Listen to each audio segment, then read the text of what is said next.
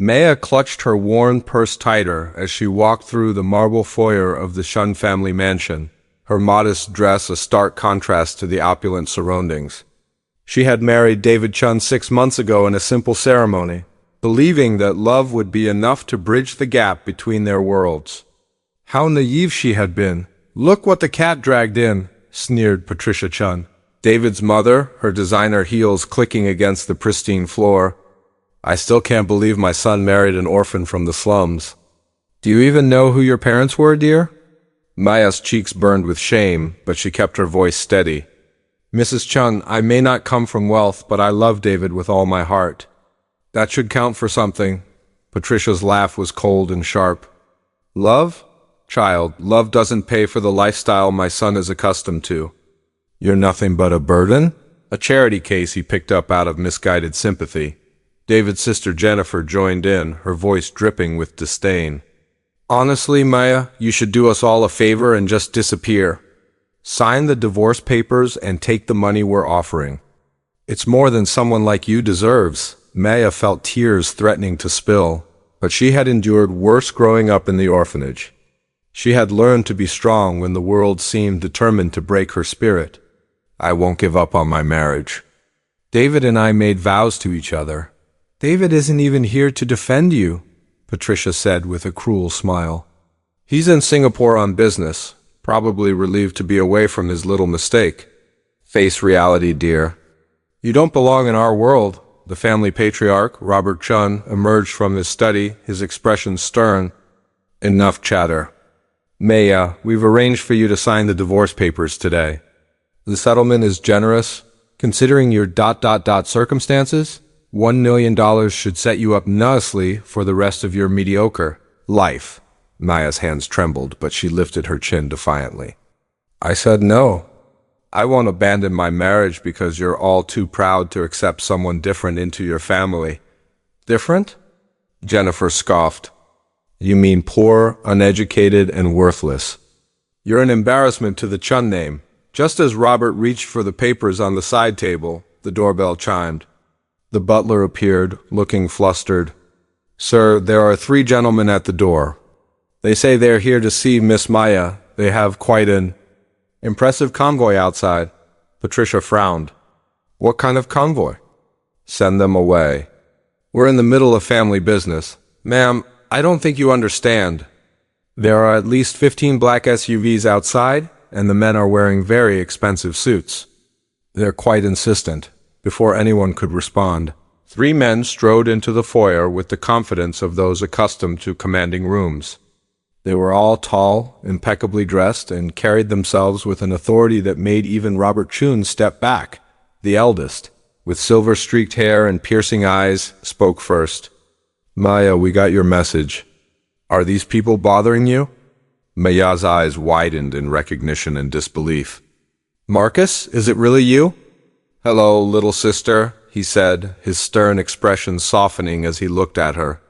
"It's been too long." The second man, younger but equally imposing, stepped forward. "Alexander Sterling, Maya's brother." "And you are?" The third brother, the youngest but perhaps the most intimidating, surveyed the room with cold calculation. "Sebastian Sterling, I believe you've been disrespecting our sister." Patricia's face had gone pale. "Sterling? As in Sterling Industries? The Sterling Shipping Empire? The Sterling Real Estate Consortium?" Marcus nodded curtly. "Among other ventures. Now, I understand you've been pressuring our sister to divorce her husband and accept your charity?" Robert Chun's voice cracked slightly. "Your sister? But Maya is an orphan." "She has no family," Alexander's expression darkened. "Our sister was kidnapped from our estate when she was 5 years old. We've spent 18 years searching for her, hiring the best investigators, never giving up hope. We found her 3 months ago, just after her wedding. Maya felt her legs go weak." "Kidnapped?" "But the orphanage said I was abandoned. Dawson's voice was gentle as he addressed her. "The people who took you sold you to that institution. We've been investigating, waiting for the right moment to approach you. We didn't want to disrupt your new life unless you needed us. When you called yesterday, crying about how these people were treating you, we knew it was time to act, Marcus added, his eyes never leaving Patricia's horrified face. Jennifer found her voice, though it trembled. You're really the Sterling brothers? The ones who own half of the city's skyline? Among other things, Alexander said dismissively. Now, about this divorce settlement you're forcing on our sister. $1 million? He laughed, but it wasn't a pleasant sound. Maya's trust fund alone is worth 50 times that amount. Maya stared at her brothers, overwhelmed. I can't believe you found me. All these years, I thought I was truly alone in the world. You were never alone, Sebastian said, taking her hand. We never stopped looking. And now that we've found you, we'll never let anyone treat you poorly again. Robert Chun cleared his throat nervously. Perhaps there's been a misunderstanding. Maya is welcome here, of course. She's family. Marcus's smile was razor-sharp. No, Mr. Chun, family doesn't try to buy off their own flesh and blood. Family doesn't humiliate and degrade someone they claim to love. Maya looked around the room at the Chun family's stunned faces, then back at her brothers. David doesn't know about this, does he? About who I really am? We thought you should decide how to tell him, Alexander replied. But Maya, you deserve to be valued for who you are, not what you bring to a marriage.